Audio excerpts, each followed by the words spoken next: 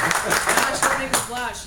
Christine Jew is our newest member in PR, so welcome, Christine. We've got Rich Otto, we've got Ariel, and then we have Brandon Ramirez, who is our senior group manager in product planning.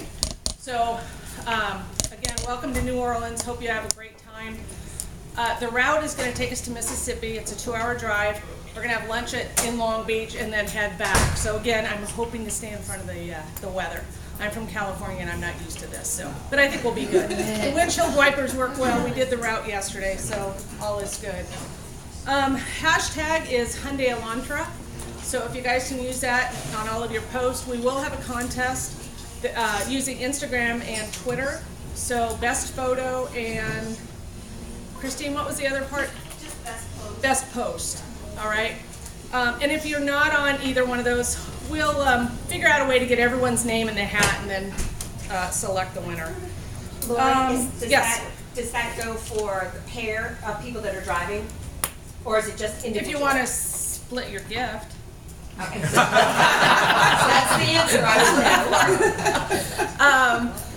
Everything is on your jump drive that you'll see here today, plus pictures and video. So, I mean, take all the notes you want, but everything you need should be available to you. After the presentation, we'll do a quick Q&A, and then we'll get on the road. Again, hopefully everybody has paired. If not, we'll find somebody to ride with you. All cars will at least have 2 people, some will have 3. We've got 16 cars, and again, they're all top of the line, so you don't have to, fight to try and find the limited version. And along the route, we've got route books. We ask that you follow those. The addresses are in the Navy if anyone gets lost. And along the route, there are some pretty bright yellow arrows that Prestige has put along the route. Again, we took it yesterday. It's a good route. It's an easy route, but you have to be paying attention. And I think that's it. Oh, one last thing. Android Auto and Auto CarPlay are in these cars, so hopefully you can use that today. And with that, Brandon will take over. Thank you, Lori. Welcome. Speech. Good morning, everybody, and buenos dias.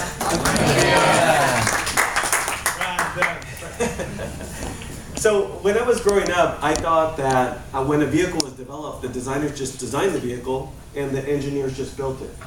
But when I started out in the automotive business, and it was not in product planning, I learned what product planning does.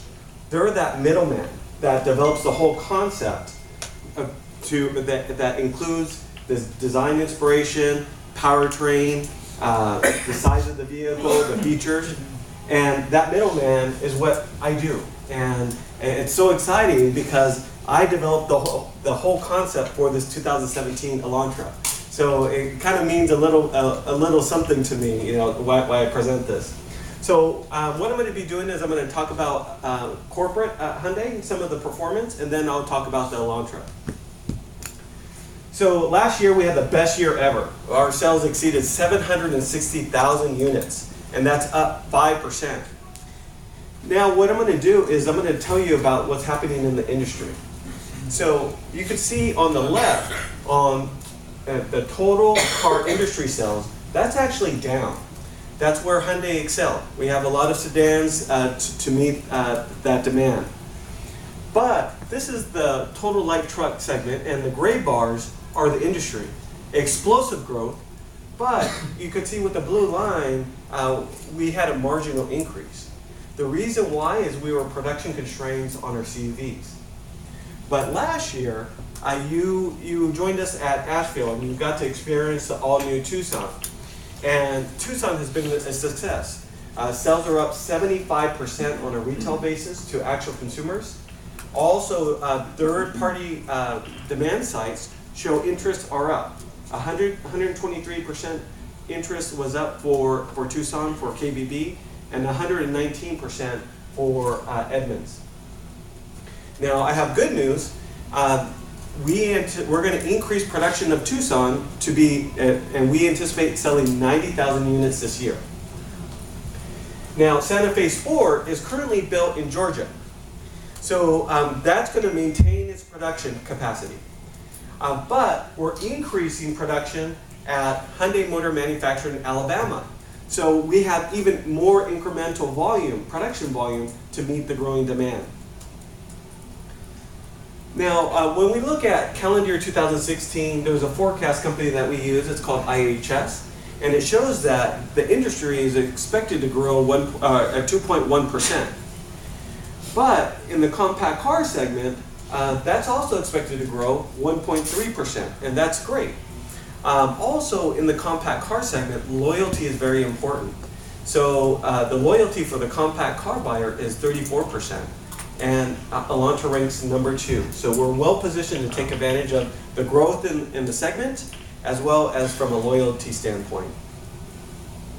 Now, it's in February, and we had already a very busy start. At PepCom or CES, we introduced the virtual guide, and we're at the Tournament of Champions. And in Detroit, the Sonata plug-in hybrid was voted Ward's 10 Best Engine. And this is a significant accomplishment because all the OEMs are submitting their powertrains, and to be recognized by Ward's, we're very happy about that. At the North American International Auto Show, we introduced the Genesis brand, and we introduced the Genesis G90. We were present at Detroit Rocks, and at Detroit Rocks, that's a way that we can talk with the media. Also, a lot of you guys attended the Chicago Auto Show, and where we introduced the 2017 Santa Fe mid-life cycle freshening. So that's a lot of activities, and we're only in February. But you can see with our schedule, it's going to be nonstop this year. And from a product standpoint, that's very exciting. So in the summer, at the New York Auto Show, we're going to be revealing our dedicated green vehicle called the Ioniq. Also, we're going to have a Genesis concept at New York. In the summer, we're going to have the Genesis G90 media drive. And in the fourth quarter, we're going to have our Ioniq media drive, as well as an Elantra Sport media drive that I'll talk about later. Now, when we look at the compact car segment, people, let's say go back 10 years ago, people bought cars based off of rational reasons.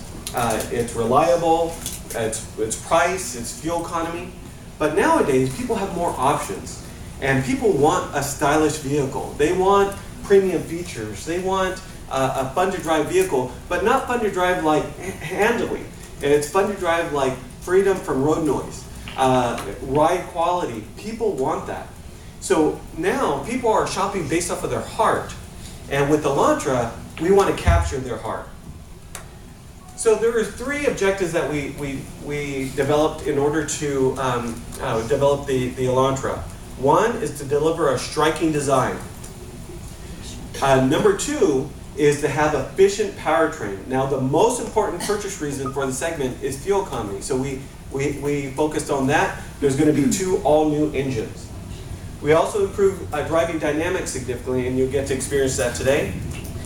And it also delivers advanced technologies. Now, in 2014, we introduced the Genesis, and a lot of you guys were in that program. And when we introduced the Genesis, that's where we introduced the latest technology like automatic emergency braking, smart cruise control, and those technologies are in Elantra. In the Elantra segment, for Elantra, we're introducing all those advanced technologies. So let's talk about Elantra. From a design standpoint, it's going to have Hyundai's signature hexagon-shaped front grille. It's going to have HID headlights with dynamic bending light that rotate based off of your steering inputs. It's going to have LED daytime running lights. So not only do these look cool at night or during the day, but it also provides an important safety element. From the profile, you can see it has a very sleek silhouette and with a sporty greenhouse. And the greenhouse is the glass area. It's going to have sleek character lines. And it also, for a compact car, it has door handle approach lights. Also on the side mirrors, it's going to have turn signal indicators, and it's going to have available 17-inch alloy wheels. From the rear, one of the great things about Genesis is that's where we introduce hands-free smart trunk. And what that is let's say you're coming from the grocery store, you have your hands full, it senses the proximity key in your pocket or your purse and automatically opens within 3 seconds. No need to kick. Also, if you look at the LED taillights, they're very similar to the Genesis. So it has a very premium look. Now, from a size standpoint, we increased the length 0.8 inches and we stretched the width 1 inch. And what that allows us to do is allows us to maximize the interior volume. In fact, the EPA categorizes it as a mid-sized car rather than a compact car. And some compact cars include Ford Focus and Mazda 3. Now, all of you guys have been in the Cadillac CTS. You know it's a very large vehicle. Now, we were kind of surprised on this too. But when you take passenger and cargo volume, it has the same interior volume as a Cadillac CTS. The 2017 Elantra has the same interior volume as a Cadillac CTS. That's pretty remarkable for a compact car. Also, it has more interior volume than the BMW 3 Series and the Audi A4. Now, from a design standpoint, the designers had a concept in mind. They call it refined dynamics. But when you see the interior, it's a driver-focused interior. So you can see the instrument panel has a 7% tilt towards the driver's side. And also the instrument panel is wide to give a spacious feeling. Now we made structural improvements to improve body rigidity, ride handling, NVH, and crash worthiness. Now 53% of the whole body is advanced high-strength steel, compared to only 21% of the outgoing Elantra. So we wanted to make this vehicle safe. Also, we improved torsional rigidity nearly 30%. And what that allows us to do is it allows the engineers to dial in more ride quality and precise steering. Also, it has better rigidity than the Corolla as well as the Focus. We made some unibody improvements as well. We applied hot stamping, we straightened the A-pillar, we made the A-pillar more rigid.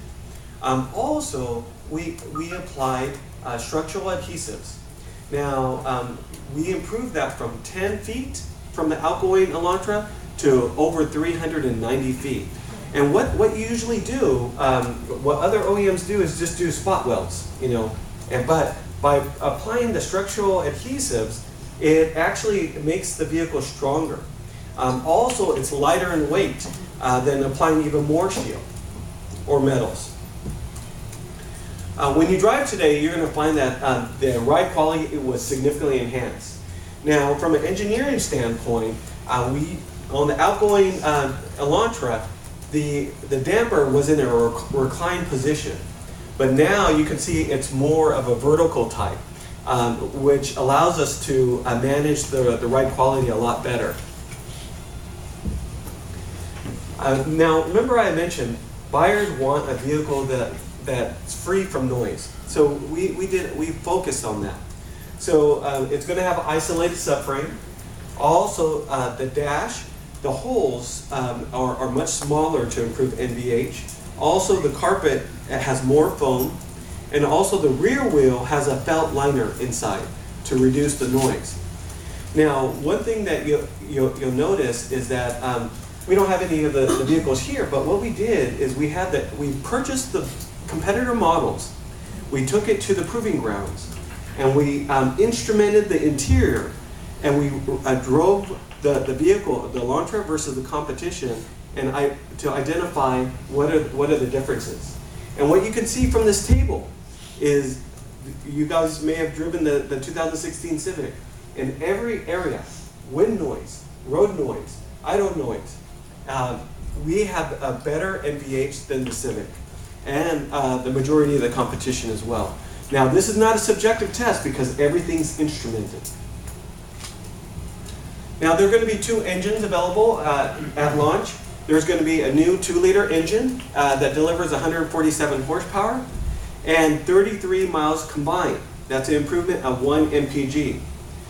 Now, in the spring, we're going to have an eco trim, and that's going to be powered by a 1.4 turbo GDI engine that delivers 128 horsepower, but it's going to have 156 pounds-feet of torque at 1400 RPM. So for very little throttle, you're going to feel that power. Now that engine is mated to a 7-speed dual clutch transmission. Now on the 2-liter, that's going to be mated to a 6-speed manual transmission and a 6-speed automatic transmission. Now some of our competitors have gone to the CVT route, and we found that consumers really like the feeling of an automatic transmission. And with the CVT, it has a more unnatural feeling. Now we know that all buyers are different. You know, some buyers buy this vehicle for just fuel economy, to maximize fuel economy. Some people want a sportier drive. Well, we have these drive modes. So right on the left side of your shifter, there's going to be a drive mode button.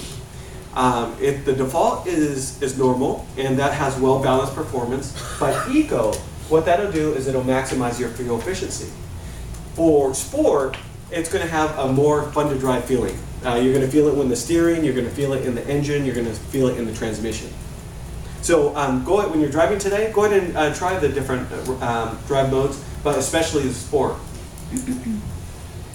Now, one way to improve fuel economy is aerodynamics. So we have a coefficient of drag at 0.27. That's an improvement over the outgoing Elantra, but it's more aerodynamic than the Nissan Leaf. And Nissan Leaf is targeting to have a really good dynamics. Some improvements, we have a wheel curtain, and as you can see from the image, it improves aerodynamics. And when you're out in the vehicle, you can see this air curtain by just putting your hand there, and you can see where the air passes. Underneath the body, there's an undercover.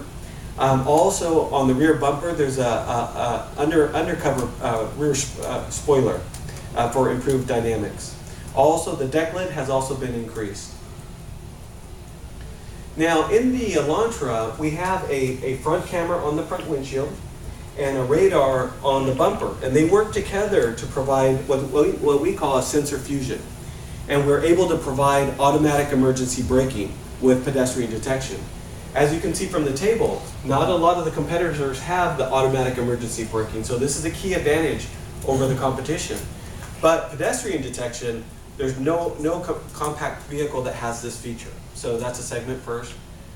This also has, yes? Is that standard? No, it's available. Okay. Also, it's going to have smart cruise control. And smart cruise control, you can set not only the speed, but you can also set the distance to the vehicle in front of you. And not a lot of competitors have that as well. Hey Brandon, Yes? is that full stop? For the smart cruise control, Yes. it's not. It's full stop, but it's not in go. Okay. Now with that front camera, it's going to have we can offer lane departure warning, but you can also have lane keep assist. And what that does is, if it senses that you're going to go outside the lane, it'll provide a slight corrective steering to keep you on track. Also, the rear view camera has dynamic guidelines to help you park. In our research, we found that the #1 feature that consumers want is, from a safety standpoint, is blind spot detection. Now you're going to see that we don't put blind spot detection on the top of the line. It's going to be available on our base model, and you'll see it in our packaging. But blind spot detection alerts you if there's a vehicle in your blind spot. Now, I had an opportunity to drive Civic maybe a couple weeks ago, and they have the lane watch. And in the day, it works really well, but at night, it's very difficult to see the cars because it's late at night. With the blind spot detection, it's very easy. With our blind spot detection, it's very easy to see it in the day and night. Also, it has lane change assist, and what that is it identifies fast approaching vehicles in your blind spot, and it has rear cross traffic alert. Now, this one is my favorite feature because, let's say you're in a parking structure, it's very difficult to see the vehicles passing from the side. But with our system, having the sensors in the bumper, it identifies those vehicles that are passing. Now, the 2017 Elantra is projected to get the Insurance Institute of Highway Safety Top Safety Pick Plus, and a good on the small overlap. Now, you can see from the image right here, this